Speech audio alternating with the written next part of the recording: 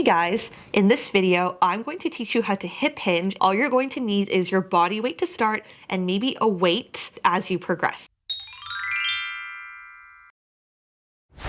Welcome to Move with Melinda, where I help you build resilience through movement and education. The hip hinge is an important activity that we use every single day. We use it when we bend over to pick things up, load the dishwasher, and to take things out of the back of your car. The hip hinge and deadlift challenge the muscles on the back side of our bodies, from the upper back to low back to hips and back of the legs. These are our anti-gravity muscles, and they help us stay upright. Think about the way that a door opens and closes. The door doesn't move, but it does pivot on a hinge. The hips will be the hinge while the rest of the body stays still. So let's try it. Step one is we're going to start with the hip hinge. Start with your feet side by side with some space between them. Take the hands on top of the legs and zip up tall through your entire back. You're going to tip forward from the hip, like you're peeking over the edge of a cliff, and then you're going to tip and then stand all the way back up. You're going to feel a gentle stretch in the backs of the legs, and you're going to feel the backs of your legs working as well. You can do the exact same thing by grabbing a weight to make it a little bit harder.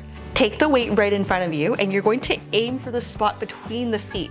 So tip forward and imagine the weight goes between the feet, and then stand all the way back up.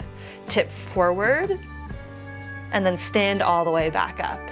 Once again, you can bend your knees a little bit if you need to, mostly keeping the weight in the hips. Step two is to do the deadlift with the object slightly elevated. To progress this, you're going to need a box, and you're going to step both feet on either side of the box.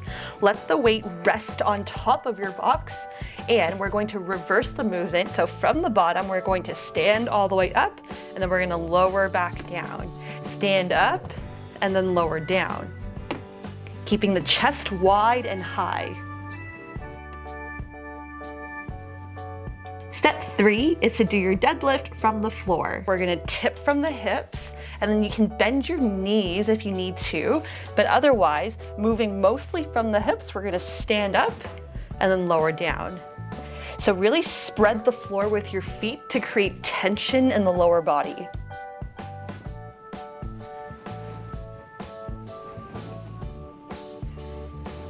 To improve the efficiency and performance of this movement, keep your core braced nice and tight.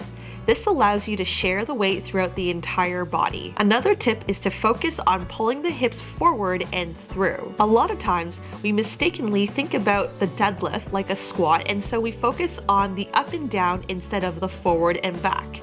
In the deadlift, think about the hip position backwards and then pulling them through forward. Finally, getting a strong grip on the object you're holding is also going to create tension in the upper body, which will also help you share the load. When we're learning a new exercise, especially one that's as complicated as your deadlift and hip hinge, it's easy to get caught up in the little details.